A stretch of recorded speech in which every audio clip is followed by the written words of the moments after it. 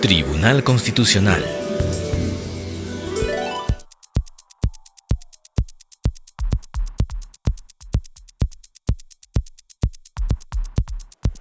Buenos días. De pie, por favor. Audiencia pública de la Sala Segunda del Tribunal Constitucional, presidida por el magistrado Manuel Miranda Canales e integrada por los magistrados José Luis Sardón de Toaguada y Augusto Ferrero Costa. Secretaria relatora, Janet Otárola Santillana. Señores abogados, justiciables, público en general, muy buenos días. Muchas gracias por el saludo. Pueden tomar asiento.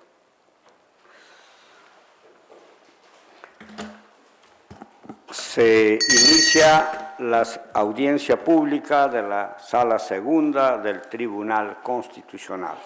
Dé cuenta, señora secretaria relatora, de los expedientes programados para la fecha. Señor presidente, señores magistrados, muy buenos días. Causa número 2, expediente 2504-2015, proceso de amparo, seguido por Manuel Montesinos Rodríguez contra Mafre Perú Vida, Compañía de Seguros y Reaseguros S.A.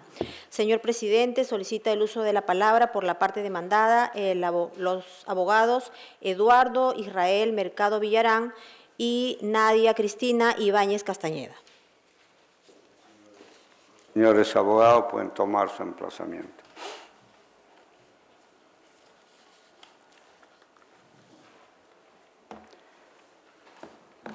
Señor abogado, puede hacer usted uso de la palabra a efecto de informar oralmente ante este colegiado sobre la causa que está usted patrocinando. Lo escuchamos con la mayor atención. Muchas gracias, señor presidente. Señores magistrados, muy buenos días. En este proceso lo que nosotros venimos a solicitar es que se sirva a declarar improcedente la demanda interpuesta por el demandante en virtud de la aplicación de la regla número 4 del precedente 799-2014 PA/TC. ¿Y esto en razón a qué? A que, de acuerdo a la lectura que hemos realizado el día de ayer del expediente, hemos podido observar que el día 19 de enero se emitió un decreto, día 19 de enero del 2019. En este decreto lo que se señala o se dispone de manera expresa es que se debe emitir o se debe realizar una evaluación médica al demandante, al señor Montesinos. Este decreto fue notificado en el mes de febrero tanto al demandante como a la institución correspondiente, y de la verificación que hemos realizado de los documentos que obran en el expediente hasta el día de ayer, hemos podido observar que no existe ninguna respuesta al respecto. Entenderíamos nosotros que, de acuerdo a lo solicitado por esta sala, en aplicación al precedente, y es más, dicho decreto en el segundo párrafo señala de manera expresa lo siguiente: notifíquese al demandante que dentro del plazo máximo de 30 días acuda al mencionado nosocomio a fin de someterse a la evaluación médica que se dispone en la presente resolución, debiendo abonar el costo correspondiente y bajo percibimiento de aplicarse la regla número 4 del precedente establecido en el expediente 799 del año 2014. Desde nuestro punto de vista, queda absolutamente claro que este hecho no habría sido cumplido por la parte demandante. A la fecha no existe información alguna y por ende, y de acuerdo al decreto, repito, de fecha 19 de febrero del 2019, este debería de aplicarse de acuerdo a las reglas antes mencionadas. Cabe mencionar, como un tema adicional, que en este proceso, ¿por qué es que se tomó esa decisión? Esta decisión está fundamentada en dos temas. Primero, cuando se inicia este proceso, existe un primer certificado médico que se presenta, el cual no cuenta con historia clínica. Si retomamos la lógica del precedente, el presidente es bastante claro al mencionar que este tipo de certificados debe ir acompañado de historia clínica o, en todo caso, de los exámenes auxiliares, si no, ese certificado pierde valor.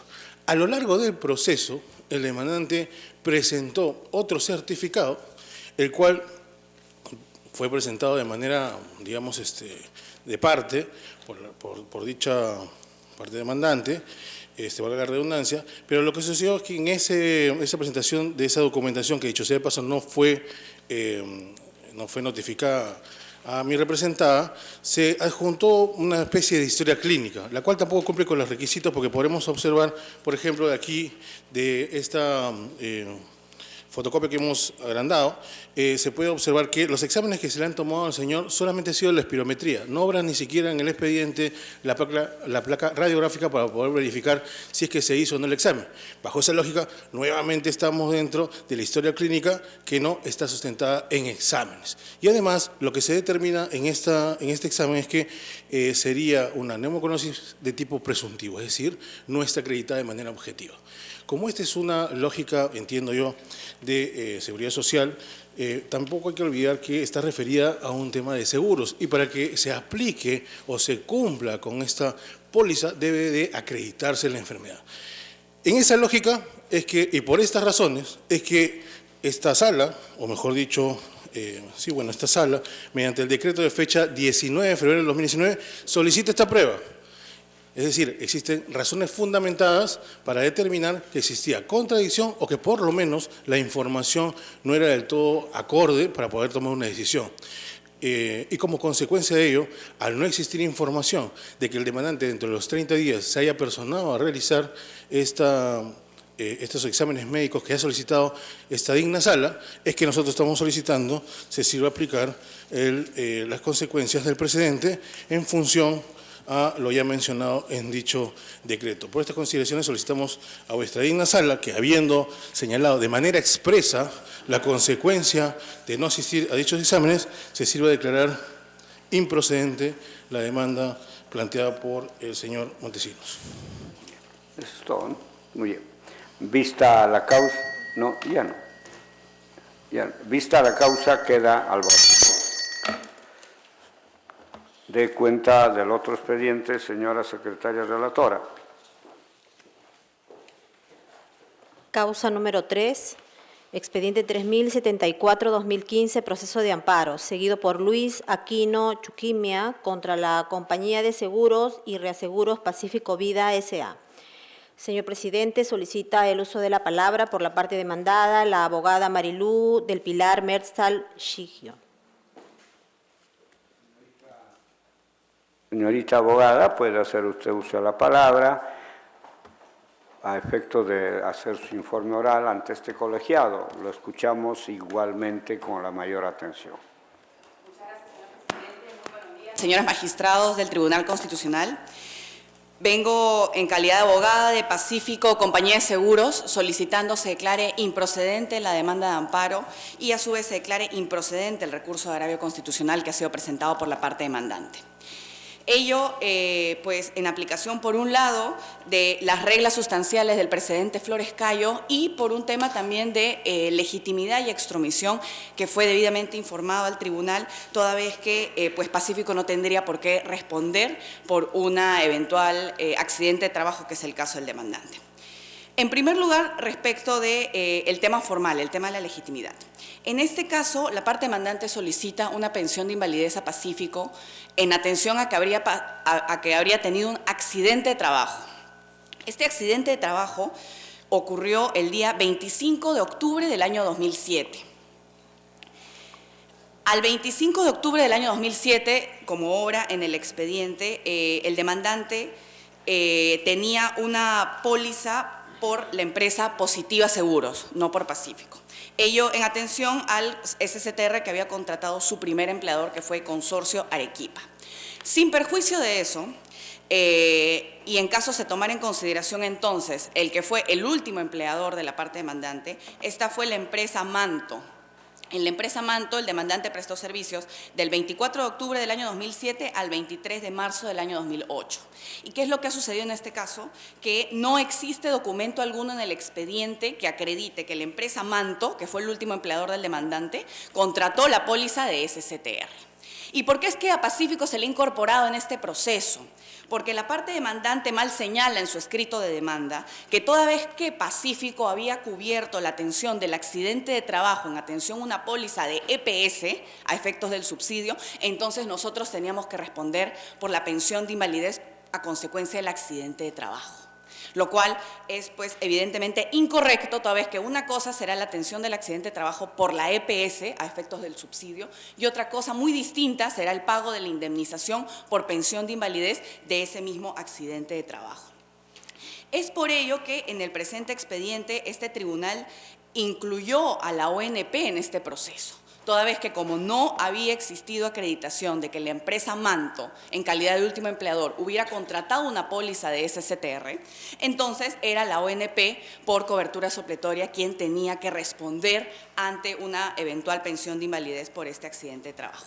Y es en atención a ello que, en primer lugar, nosotros solicitamos la extromisión de Pacífico de este proceso y que en todo caso sea pues la ONP la que cubra cualquier eventual pensión de invalidez derivada de este accidente de trabajo. Sin perjuicio de ello, señores magistrados del tribunal, también solicitamos la improcedencia de la demanda y la improcedencia del recurso de agravio constitucional en aplicación de las reglas procesales del precedente Flores Cayo. En este caso, la parte demandante ha presentado un certificado médico del Hospital Honorio Delgado de Arequipa, el cual lo diagnostica al demandante de 40% de menoscabo por dos enfermedades, la antialgia y la hipoacusia leve. Todo esto derivado del accidente de trabajo. Esto es muy importante porque en todos los documentos médicos que presenta la parte demandante, incluso en el mismo certificado del Honorio Delgado, se señala que la raíz de, digamos, este supuesto menoscabo es el accidente de trabajo de octubre del año 2007. Y en este caso, en aplicación de la regla sustancial 2, el primer supuesto, no existe historia clínica. No hay ni un solo documento, señores magistrados del tribunal, que pueda sustentar el diagnóstico del Hospital Honorio Delgado como historia clínica. Y es en atención a ello que estaríamos en el supuesto 1 de la regla sustancial 2. Y finalmente, señores magistrados, sin perjuicio de solicitar la aplicación de la regla sustancial 2, también acá hay un tema muy importante de nexo causal, porque la parte demandante en su último empleador, en la empresa Manto, se desempeñó como carpintero. Y este tribunal ya ha emitido una serie de sentencias interlocutorias denegatorias en donde se pronuncia respecto de la necesidad de acreditar el nexo causal y se pronuncian concretamente respecto del cargo de carpintero. Y en las sentencias 1809-2016, 2963-2017 o 3833-2012, ya este tribunal se ha pronunciado respecto de que un certificado de trabajo no acredita de ninguna manera el nexo causal entre el puesto de carpintero y la enfermedad de hipoacusia leve, que también ha sido alegada por la parte demandante. Y es en atención a ello, señores magistrados del tribunal, a que en primer lugar toda vez que nosotros no tenemos obligación de responder por cualquier eventualidad del accidente de trabajo porque no había una póliza contratada con Pacífico, en aplicación de la regla sustancial 2 porque no existe historia clínica y en aplicación de la falta de acreditación del nexo causal en atención a sentencias interlocutorias emitidas por este tribunal, que nosotros solicitamos se declare improcedente la demanda de amparo e improcedente el recurso de agravio constitucional de la parte demandante. Vista la causa, queda el voto. De cuenta del otro expediente, señora secretaria relatora. Causa número 5, expediente 4269-2015, proceso de amparo, seguido por Severiano Luciano Yupari, contra Mafre Perú Vida, Compañía de Seguros y Reaseguros. Señor presidente, solicita el uso de la palabra por la parte demandada, la abogada Marilú del Pilar Merzal Shigio. Igualmente la escuchamos, señorita abogada. Muchas gracias, señor presidente. Nuevamente, señores magistrados del tribunal, en este proceso vengo en calidad de abogada de Mafre, solicitando también se declare improcedente la demanda de amparo e improcedente el recurso de agravio constitucional presentado por la parte demandante. En este caso, la parte demandante pues, solicita a Mafre una pensión de invalidez por el seguro complementario de trabajo de riesgo y en este caso la parte demandante ha presentado dos certificados médicos. Un primer certificado del Hospital José Agurto de Chosica. Este certificado es de fecha 3 de diciembre del año 2009. Este informe le diagnostica al demandante de dos supuestas enfermedades, bronquitis crónica y neumoconiosis, sin especificar el grado de menoscabo por ninguna de las enfermedades ni por ambas en su conjunto. Adicionalmente, ha presentado un informe médico del Hospital de Huánuco de fecha 27 de diciembre del año 2010. Este certificado lo diagnostica el demandante de dos enfermedades distintas al del certificado del José Agurto de Chosica. ya que este certificado, por su parte, le diagnosticaría de neumoconiosis e hipoacusia con un menoscabo del 60%. En este proceso, señores magistrados, nosotros también solicitamos se apliquen las reglas sustanciales del precedente Flores Cayo.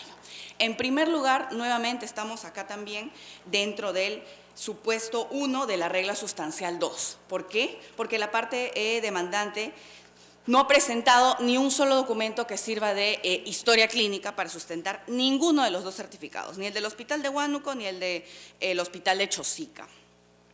Es así que estaríamos inmersos en el supuesto 1, en donde no existe historia clínica y por lo tanto pues, no genera convicción ninguno de los dos certificados presentados por la parte demandante. Sin perjuicio de eso, pasemos a la regla sustancial 3, que también sería de plena aplicación en este caso. ¿Por qué? Porque como estamos inmersos en el supuesto 1 de la regla 2, en donde no hay historia clínica, el certificado médico de la COMEPS puede ser considerado como un certificado médico contradictorio. Y en efecto, señores magistrados, en el presente caso obra un certificado COMEPS de fecha diciembre del año 2012, es decir, 2 años posterior al último certificado que presenta la parte demandante. Es un certificado mucho más reciente, en donde se le diagnostica al demandante que no tiene menoscabo. Pero no solamente eso, señores magistrados, porque MAFRE ha cumplido con presentar el sustento médico clínico que ha servido de base para este certificado de la COMEPS. Es así, señores magistrados del tribunal, que nosotros solicitamos se haga pues una revisión de este sustento médico, porque se han presentado, en primer lugar, la ficha médico ocupacional de diciembre del año 2008. Seguidamente, la ficha ocupacional de septiembre del año 2012. Y acompañando las fichas ocupacionales del ex empleador de la parte demandante están el informe audiológico ocupacional de diciembre del año 2008 y el informe neumológico de septiembre del año 2012, que incluye además el informe de radiografías de placas torácicas.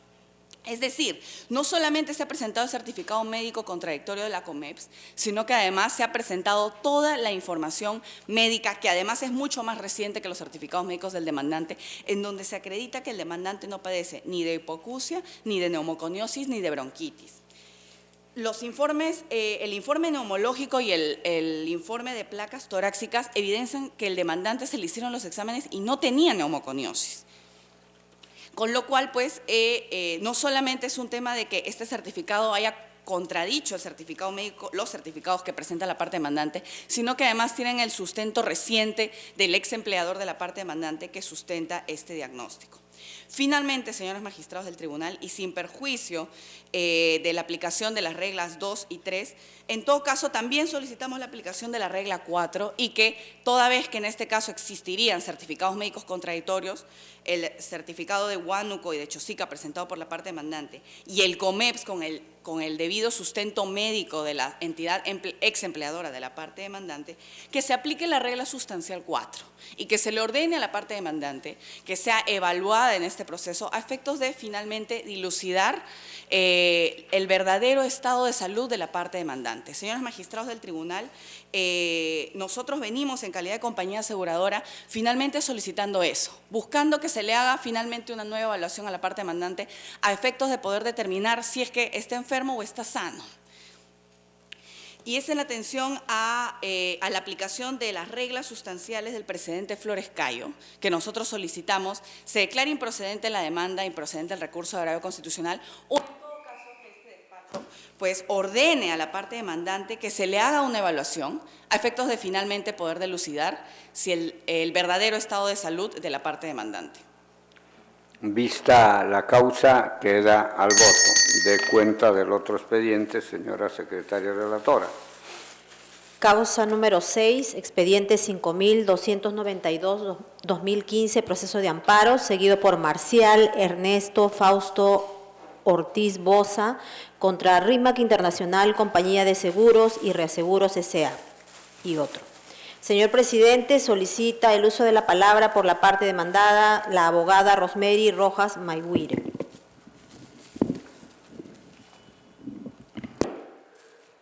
Señorita abogada, haga su informe oral ante este colegiado, lo escuchamos con atención.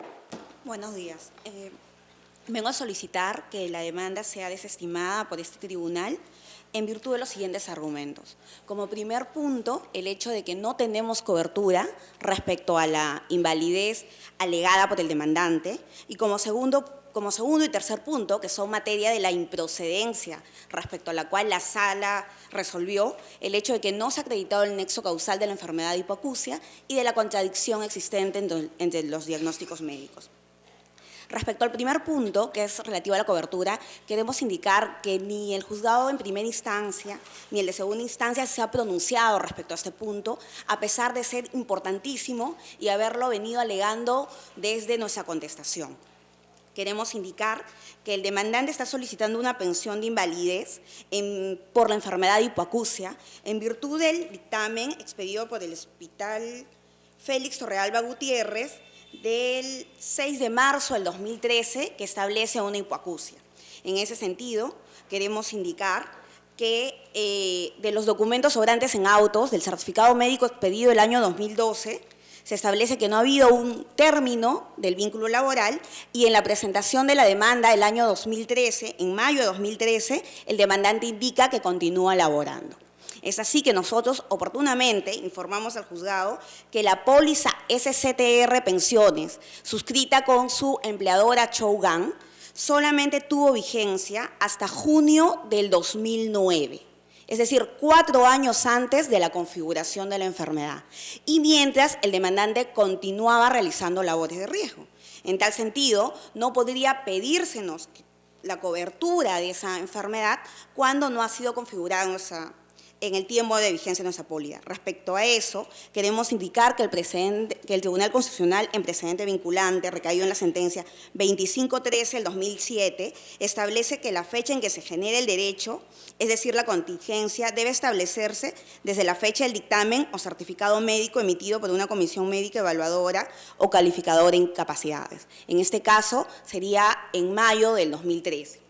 Asimismo, el Decreto Supremo 00398-SA establece que para determinar la aseguradora responsable se debe tener en cuenta en el literal B, en el artículo 25.1 establece en el literal B el día de la configuración de la invalidez en caso de enfermedad profesional. En este caso, tratándose de una enfermedad profesional, y habiéndose establecido la fecha de configuración en marzo del 2013, es claro que está fuera de nuestra cobertura, la cual culminó en junio del 2009, lo cual consideramos que este tribunal debe tener presente, pese a que no fue materia de pronunciamiento por las instancias anteriores. Asimismo, queremos indicar que ya en segunda instancia nosotros tuvimos conocimiento, a raíz de otros procesos, que a partir de julio del 2009, quien brindó cobertura SCTR a la empresa Chougan fue la ONP.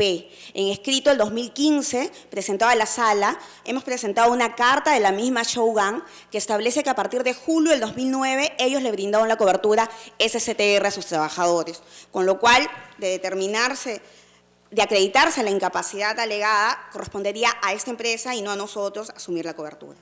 Respecto al punto 2, queremos indicar que el demandante alega una incapacidad de hipoacusia.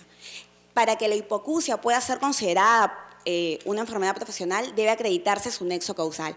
En este caso no se ha acreditado, teniendo en cuenta que el señor ha trabajado en mantenimiento eléctrico, en mantenimiento San Nicolás de la empresa Chougan, no estableciendo ningún tipo de documento donde se indique, donde se demuestre que estuvo expuesto a fuertes y prolongados ruidos que hubiesen provocado la enfermedad diagnosticada. Respecto al particular, queremos indicar que el Tribunal Constitucional ya emitió, respecto al nexo causal de la hipoacusia, una sentencia interlocutoria recaída en el expediente 4027 de 2016, en un caso muy similar a este, en el cual consideramos que también debería establecerse o debería dictarse la sentencia interlocutoria en virtud del precedente vinculante 987-2014, que en uno de los numerales establece que se debe dictar la sentencia interlocutoria denegatoria cuando se haya decidido de manera estimatoria en casos sustancialmente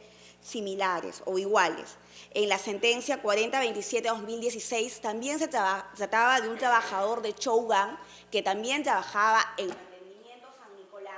y que alegaba una hipoacusia. Sin embargo, al dedicarse a labores de mantenimiento, mantenimiento de tuberías y pintura, se determinó que no se habría demostrado el nexo causal. En este caso, el señor se dedicaba a mantenimiento eléctrico en la misma unidad de mantenimiento San Nicolás y alegando la misma enfermedad, también está diagnosticada por el mismo hospital, por lo cual entendemos que es un caso sustancialmente similar, por lo cual también se debería dictarse la sentencia interlocutoria.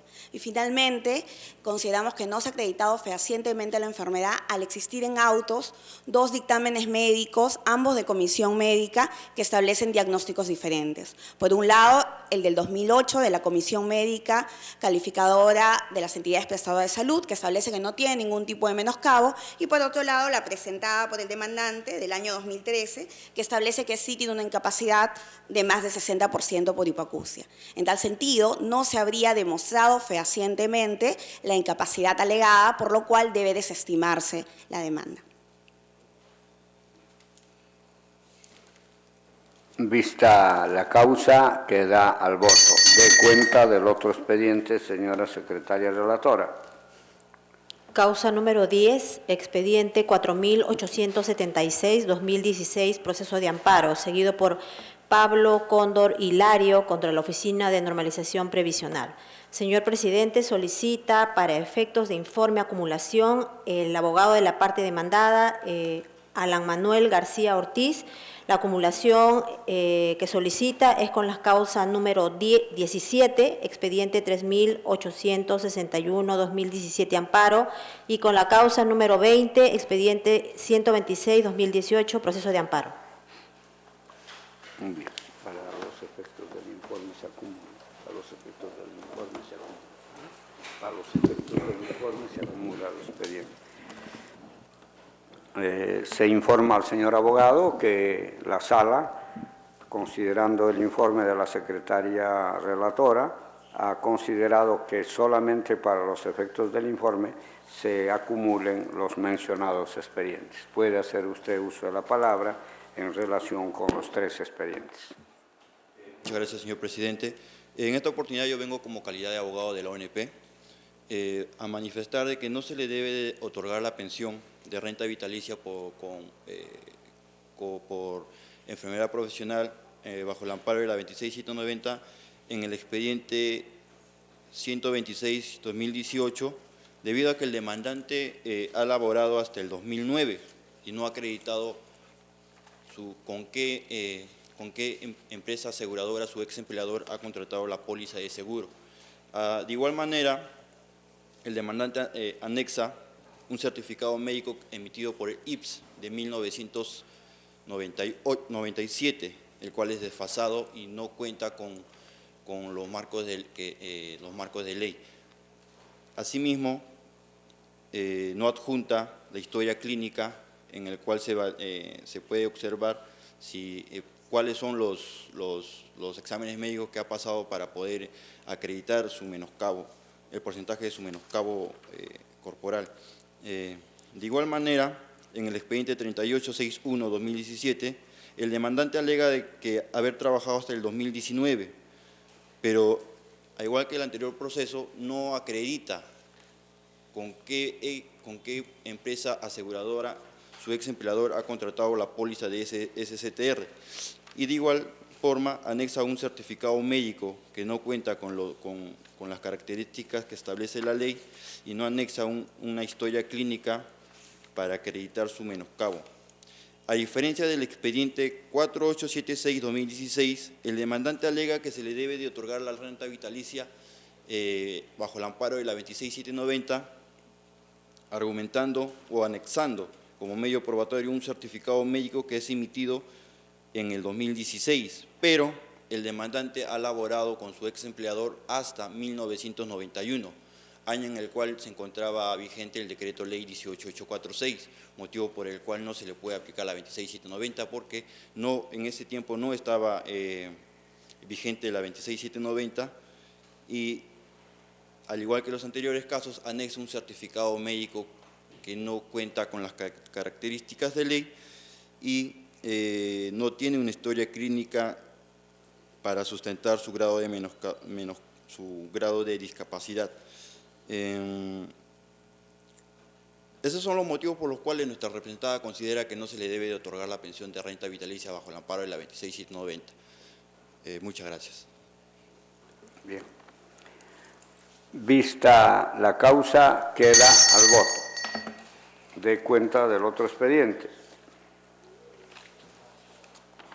Causa número 16, expediente 3759-2017, proceso de amparo, seguido por Eleuterio Inga Rosales contra la ONP. Señor presidente, solicita informar por la parte demandada el abogado Juan Guatuco Monge.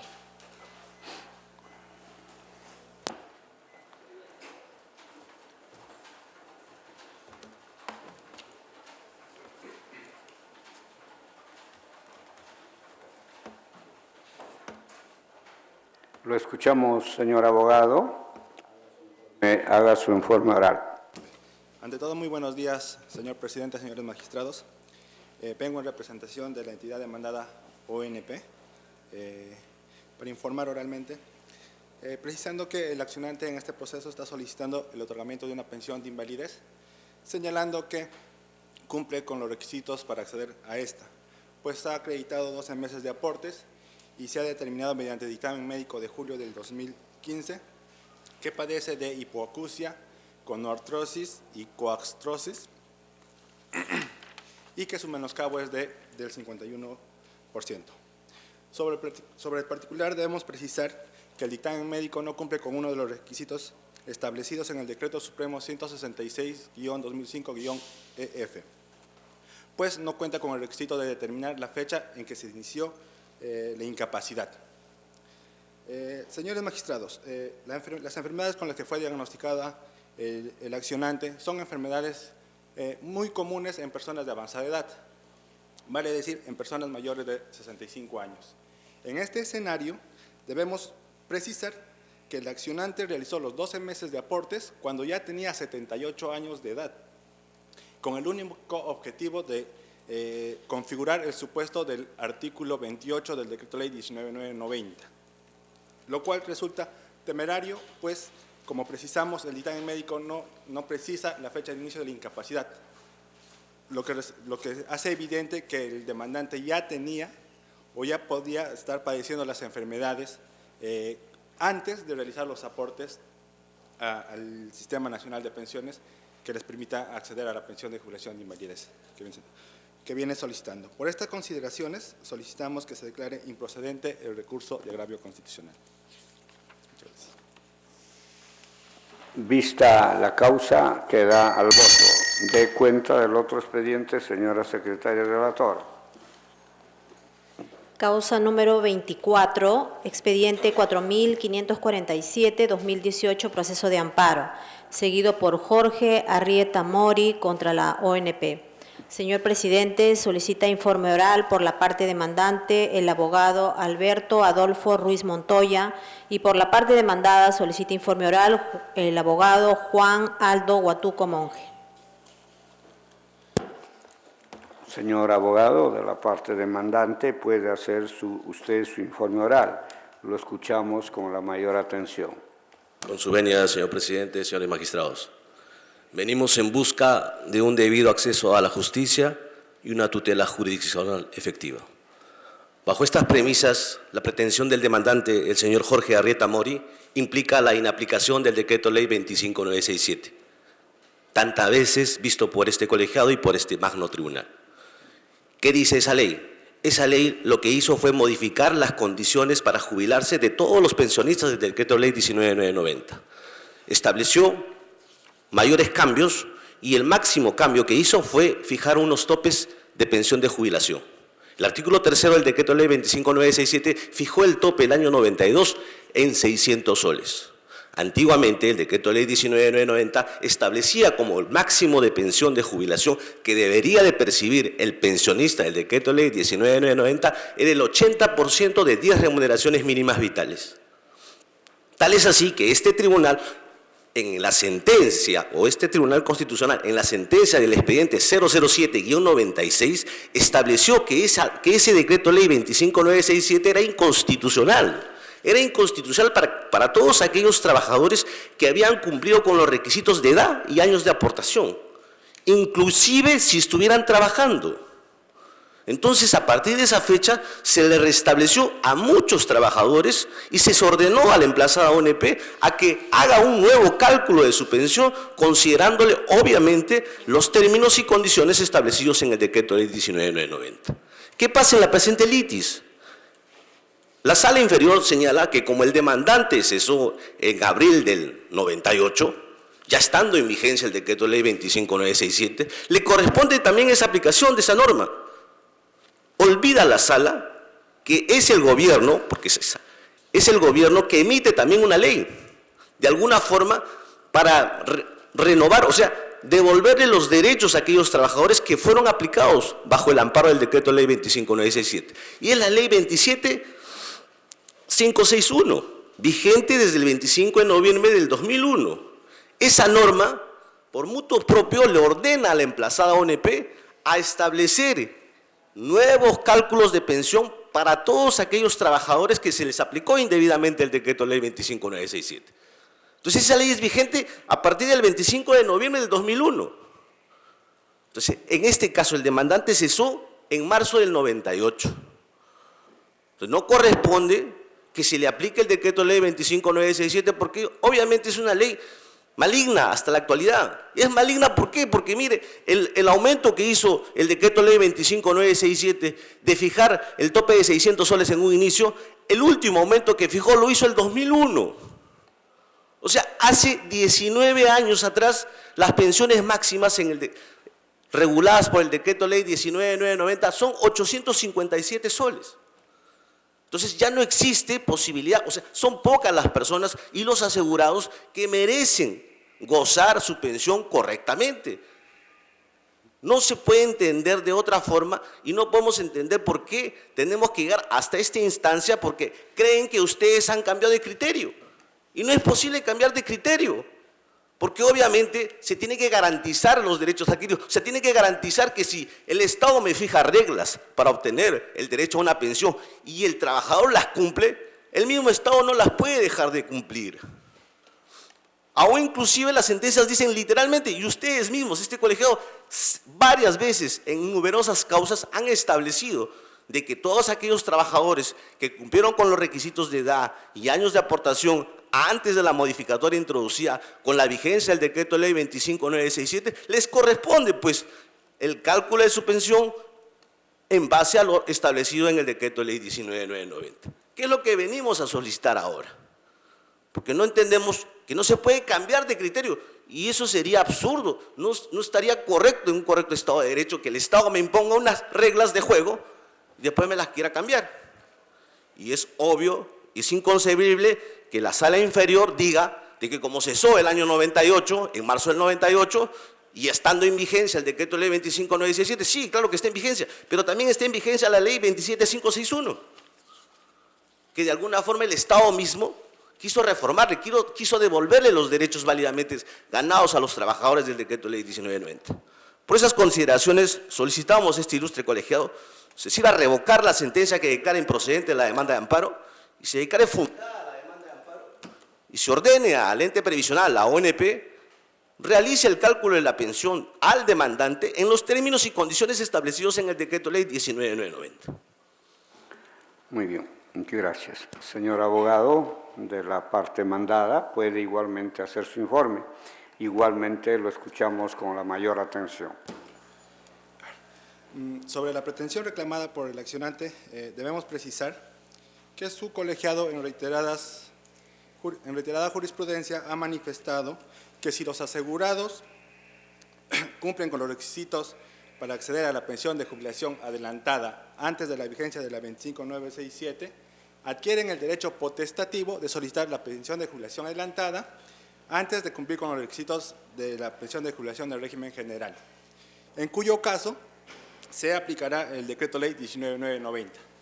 Por tanto, el asegurado tiene la opción de optar por una pensión de jubilación adelantada o continuar laborando a fin de que no se vean disminuidas su pensión en el 4% por cada año de adelanto, en cuyo caso se va a aplicar el Decreto Ley 25967. En el caso en particular, el accionante no ha solicitado la pensión de jubilación adelantada antes de la entrada en vigencia del Decreto Ley 25967 y ha optado, por el contrario, continuar laborando hasta marzo de 1998. Por lo tanto, resulta válidamente aplicable el Decreto Ley 25967. En este escenario, señores magistrados, considerando que el actor ha solicitado la pensión de jubilación cuando se encontraba vigente ya el Decreto Ley 25967, bajo la teoría de los hechos cumplidos, es esta norma de aplicación inmediata no solo para establecer la forma de cálculo de la pensión, sino para establecer también y determinar la pensión máxima o mínima que se le otorga al asegurado. Bajo esta misma línea, vuestra sala, en la sentencia recaída en el expediente 1713-2004 PATC, ha señalado que corresponderá aplicar las normas complementarias que regulan las instituciones de las pensiones máximas y mínimas vigentes a la fecha de la solicitud, que reiteramos en este caso en particular ha sido en el año 1998, cuando ya se encontraba el Decreto Ley 25967. Por tanto, consideramos que el recurso de agravio constitucional debe ser declarado improcedente. Muchas gracias. Va a replicar. Breve, por favor. Su venia, doctor magistrado. No existe ninguna sentencia emitida por este tribunal que diga que todos aquellos que cesaron después de la vigencia del Decreto Ley 25967 les es aplicable esa norma.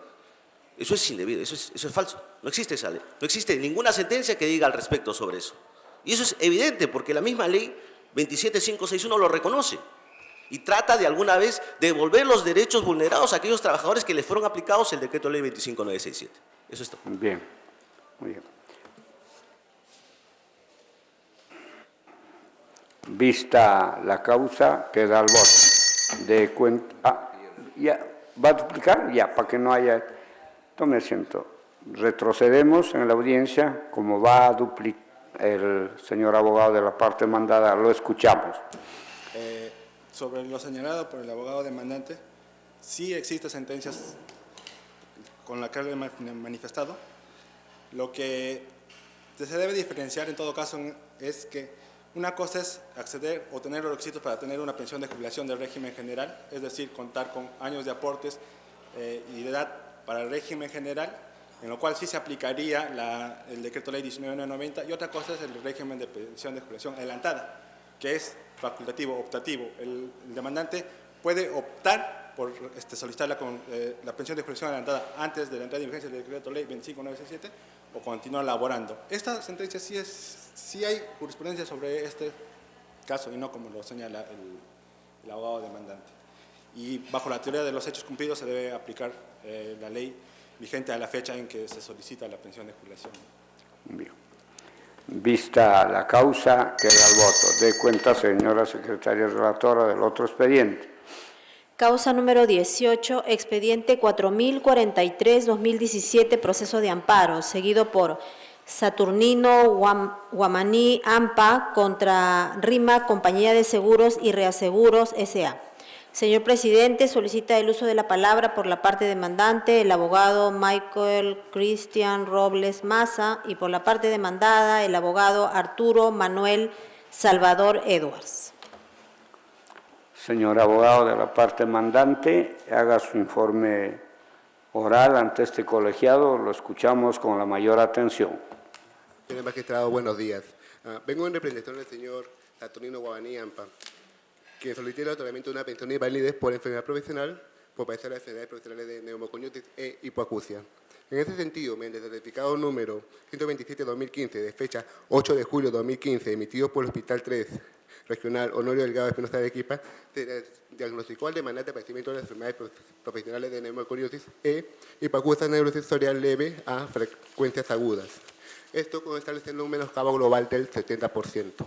Como consecuencia de las labores realizadas en la actividad minera. En este sentido, consideramos que el certificado médico presentado por nuestra parte reviste la debida formalidad legal, al haber sido emitido conforme alucinado por el Tribunal Constitucional en el expediente 2513-2007 PATC, en el sentido de que ha sido emitido por una comisión médica por parte del Ministerio de Salud, ya que dicho precedente establece que solamente se puede acreditar la enfermedad profesional mediante informes médicos emitidos por comisiones médicas, sea del Ministerio de Salud o de las comisiones de EPS, ¿no? Siendo así, señores magistrados, la sentencia de vista revoca la sentencia de primera instancia que declaró fundada la demanda y reformándola la declara improcedente, manifestando para ello dicha sentencia que el Hospital Honorio Delgado Espinosa no estaría facultado para emitir certificado médico referente al tema de calificación de enfermedades profesionales. En ese sentido señalamos, señores magistrados, que sin embargo el Tribunal Constitucional ha emitido diversos fallos en los cuales ha tenido en consideración certificados médicos emitidos por parte de hospitales del Ministerio de Salud. Asimismo, señalamos que se debe tener en cuenta que en base al principio de jerarquía de las normas, ninguna norma, en este caso, ninguna norma administrativa del Ministerio de Salud podría contradecir, en este caso, un mandato, o en todo caso, un presidente emitido por el propio Tribunal Constitucional, que ha establecido quiénes son los entes encargados que pueden emitir, en este caso, los dictámenes de comisión médica. Caso contrario, señores magistrados, se establecería en este caso, se estaría restringiendo el derecho de todo asegurado, de todo justiciable, a solamente acudir a determinados centros médicos, mandando al Ministerio de Salud, a efecto de obtener, en este caso, una calificación respecto a su diagnóstico por enfermedad profesional. Asimismo, señalamos, señores magistrados, que no se ha establecido en ningún momento la existencia de comisiones específicas para la calificación de enfermedades profesionales. Este hecho incluso ha sido ya materia de análisis por parte del Tribunal Constitucional en el caso 799-2014, PATC, el caso Mario Eulogio Flores Cayo, que en sus considerados señala lo siguiente, que básicamente, a pesar de la exhortación que el Tribunal Constitucional ha realizado al Hospital del Ministerio de Salud al respecto a la conformación de juntas médicas específicas para el tema profesional, esto no se ha realizado. Y es por tal motivo, en este caso, para no desproteger a los asegurados trabajadores, es que establece las reglas, establece el presidente vinculante, establecido en el considerando 25 de dicha sentencia, que establece las reglas de observancia obligatoria para los jueces que conocen los procesos de amparo, estableciendo que para el caso de acreditación de enfermedades profesionales, la regla sustancial 1, que establece que todo documento público está dotado de fe pública. En ese sentido, señores magistrados, el propio tribunal, analizando la situación que se encuentran muchos trabajadores asegurados, es que establece la regla sustancial 1, a efecto de darle el debido valor, como de darle la debida fe pública a los documentos emitidos por parte del Ministerio de Salud. Asimismo, señores magistrados, señalamos que sobre las supuestas discrepancias que también se ha señalado en el presente expediente respecto al certificado médico presentado por nuestra parte, que acredita una incapacidad del 70%, y el presentado, en este caso, por la demandada, con certificado médico número 162-9750, que presentado de forma extemporánea, el cual establece solamente un menoscabo del 0.16%, pensamos que el certificado médico presentado por la demandada no es un documento idóneo, en todo caso, para contradecir o generar controversia en el presente proceso. ¿Por qué? Porque dicho documento ha sido emitido en base a fichas médicas ocupacionales, mas no existe en sí una historia clínica. Son fichas ocupacionales emitidas por NACLA, ni siquiera por la EPS. Son fichas de NACLA que han sido tomadas en cuenta para la elaboración de este certificado médico y que profesamente ha sido presentado al juzgado para, en este caso, como se señaló, generar algún tipo de controversia. En ese sentido, señalamos que las fichas médicas ocupacionales no tienen como finalidad, en este caso, diagnosticar enfermedades profesionales, sino más bien los exámenes ocupacionales tienen como finalidad monitorear el desarrollo de la labor de los trabajadores. En ese sentido, dicha documentación no tiene la calidad debida para acreditar el padecimiento de enfermedades profesionales. Asimismo, señores magistrados, como señalo, que para la elaboración del dictamen de la Comisión Médica de parte de la presentada por la EPS, se han utilizado fichas médicas correspondientes al año 2015, siendo señores magistrados que en autos se han presentado más de 38 fichas médicas, siendo que en dichas fichas médicas, como procedo a comunicar, existen fichas médicas. A ver, un ejemplo de ello de la ficha del 31 de agosto del año 98, que señala que en este caso el demandante posee neumoconiosis, 2/1. Asimismo, la ficha médica del 25 de agosto del año 97 también señala que el demandante posee neumoconiosis, 2/1. También puedo citar la ficha médica de 26 de abril del año 2011, que señala también que el demandante posee neumoconiosis, 1/1. Señor magistrado, existen varias fichas médicas ocupacionales también que señalan que el demandante posee neumoconiosis. No siendo así, ¿cómo es posible, digamos, que ahorita la entidad demandada presente un certificado médico señalándose que no existe neumoconiosis? Estas fichas médicas obran en el expediente administrativo, incluso fueron señalados por nosotros al momento antes de emitirse la sentencia de vista, pero no fueron debidamente valoradas.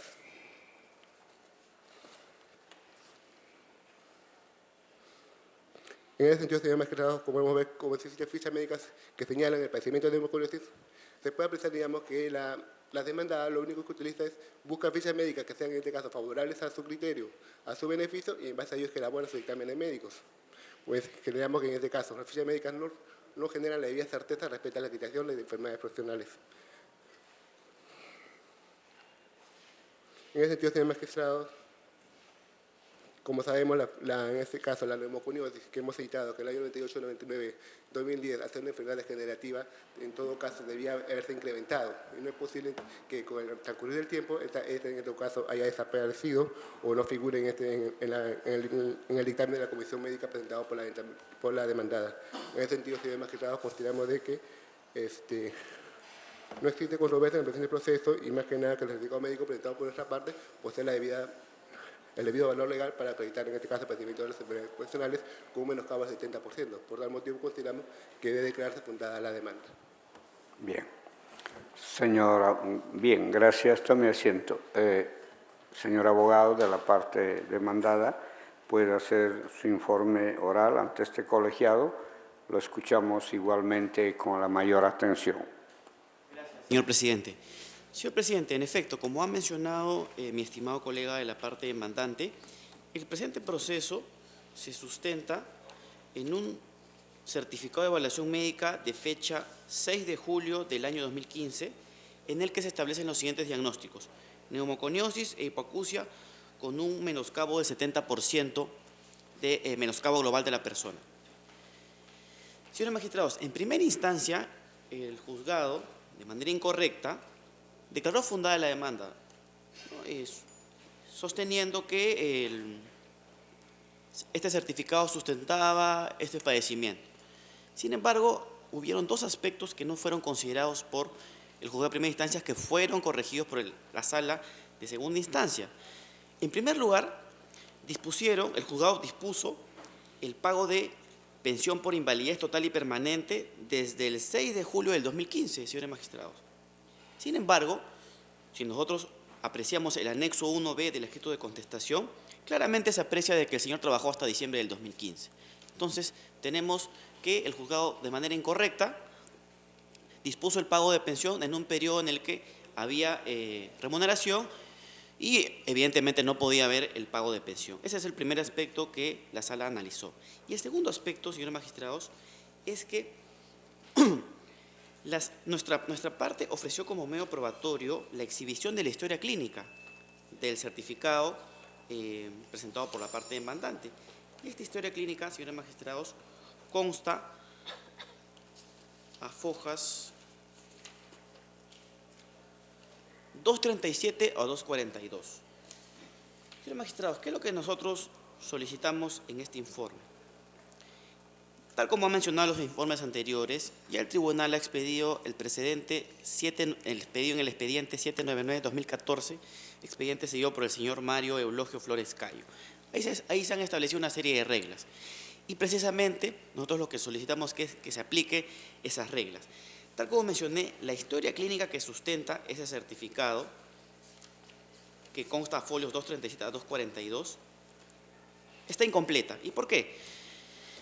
La neumoconiosis se sustenta en las siguientes evaluaciones: placa de rayos X, informe del neumólogo, prueba de espirometría. La hipoacusia se sustenta en las audiometrías y en la prueba de potenciales evocados. Si ustedes revisan, señores magistrados, la historia clínica presentada por el hospital, en primer lugar, no consta el informe del neumólogo, consta el informe radiológico suscrito por un radiólogo, Roel Azuri Amanqui, pero no consta el informe del médico neumólogo que tiene que establecer el diagnóstico definitivo: neumoconiosis, lesiones intersticial difusa, etc. Y respecto a la hipoacusia, no consta ni las audiometrías ni la prueba de potenciales evocados. Entonces, claramente, en el presente caso, nos encontramos en el supuesto 2 de la regla sustancial 2, que es que la historia clínica no esté debidamente sustentada en exámenes auxiliares e informes de resultados emitidos por especialistas. Es clarísimo, señores magistrados, que en este caso nos encontramos en ese supuesto. La historia clínica no está completa. Repito, folios 237 a 242 no constan ni las audiometrías, ni los potenciales evocados, ni el informe del médico neumólogo. Constan unos anotación de un médico radiólogo y unas anotaciones a mano que no constituyen una historia clínica fehaciente y que pueda sustentar este certificado.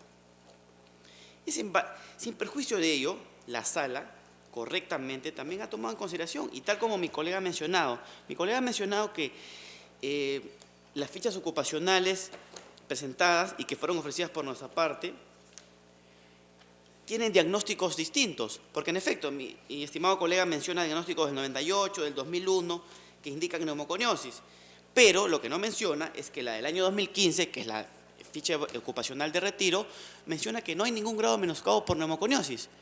0 sobre 0, nada, no tiene neumoconiosis. Entonces, este aspecto me lleva a la siguiente reflexión, que en todo caso nosotros solicitamos que se aplique.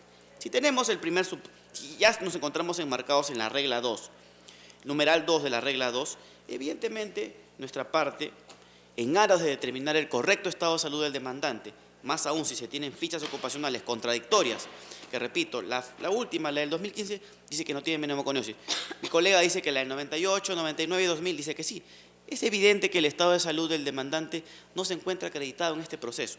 Es por ello que nosotros solicitamos a este colegiado que aplique la regla 4. Existe incertidumbre sobre el estado de salud del demandante y en todo caso que este colegiado disponga la evaluación médica del trabajador en el Instituto Nacional de Rehabilitación, entidad pública del Ministerio de Salud, con cobertura a nivel nacional, que determine si el trabajador tiene los diagnósticos que aduce en su escrito de demanda. Entonces, por estas consideraciones, para recapitular, que se aplique la regla 2, no hay historia clínica, no está completa, y en todo caso que se aplique la regla 4 porque hay incertidumbre respecto a su estado de salud, y por esas consideraciones solicitamos que vuestro colegiado disponga esa evaluación médica al demandante. Eso sería todo. Bien. Va a replicar breve, por favor. Gracias, señor magistrado. Conforme lo señala en este caso el colega, abogado de la demandada, respecto a las fichas médicas, el documento elaborado en base a fichas médicas, en este caso el dictamen médico, ha sido el de la demandada. Ellos han utilizado fichas médicas ocupacionales para elaborar su certificado médico. Nosotros no. Nosotros, el señor ha pasado por una comisión médica de parte del Ministerio de Salud, quien ha determinado en este caso el padecimiento de las enfermedades profesionales. O sea, el cuestionamiento respecto a fichas médicas es más que nada respecto al documento que ha sido presentado por la demandada, más no por nuestra parte. En ese sentido también, algo breve, respecto al caso en este caso que se cita de la regla sustancial 2, que no estaría en este caso incompleta la historia clínica. En el caso de Eulogio, los abogados olvidan los considerandos del caso de Mario Eulogio Flores, puesto que los considerandos de esta sentencia en el artículo 10 señala precisamente que cualquier cuestionamiento referido a las deficiencias del sistema público de salud no puede perjudicar a los asegurados que padecen de enfermedades profesionales, quien tienen convencimiento de que se emita un informe médico que será válido para quitar su estado de salud. En lo considerando el caso Eulogio, se establece precisamente este detalle, estas circunstancias, de que no se le puede perjudicar también, en este caso, a los asegurados respecto a las evaluaciones médicas, en todo caso, a las evaluaciones que son realizadas, que en todo caso ellos están fuera de cualquier tipo de responsabilidad al respecto. Ellos se evalúan, en este caso, ante un hospital y este hospital emite, en este caso, el certificado médico correspondiente, el cual, como está señalado, obra en el expediente administrativo. Ahí están todas las evaluaciones realizadas, la audiometría y todo lo demás. Y en ese sentido consideramos que nuestro certificado médico posee una historia clínica, a diferencia de la demandada, y acredita debidamente el padecimiento de las enfermedades profesionales. Básicamente eso, doctor. Va a duplicar breve, por favor. Sí, doctor. Gracias. Simplemente me voy a referir a lo que he mencionado. En efecto, las fichas ocupacionales fueron ofrecidas por nuestra parte y la ficha ocupacional a la que hice referencia es la que consta folio 161, que es la ficha de retiro, que claramente establece que no hay menoscabo por neumoconiosis, ¿no? Sin neumoconiosis. Y me voy a referir a lo que indica nuevamente, pese a que no es correcto, que la historia clínica del certificado no está completo. Señores magistrados, yo les pido con el debido respeto, que puedan revisar la historia clínica que consta folios 237 a 242. Y ustedes pueden apreciar, han mencionado que están las audiometrías. Los magistrados les solicito con el debido respeto que revisen, y no constan esas audiometrías, no consta la prueba de potenciales abocados, no consta el informe del médico neumólogo. No es algo que yo estoy faltando a la verdad, es algo objetivo. Y como usted podrá ver, tienen 5 hojas de historia clínica, no tienen ninguna de esas pruebas que yo estoy mencionando ahorita, y no es correcto lo que mencionó el colega. Eso sería todo. Bien. Vista la causa, queda el voto. Dé cuenta de las otras causas, señora secretaria relatora. Señor presidente, doy cuenta a usted que en las demás causas no hay informes orales por no haberlo solicitado las partes conforme al reglamento normativo del Tribunal Constitucional. Siendo así, estando el informe de la secretaria relatora, se dan por vistas dichas causas y quedan igualmente al voto. Se levanta la audiencia de la Sala 2. Se agradece a los magistrados y a los asistentes.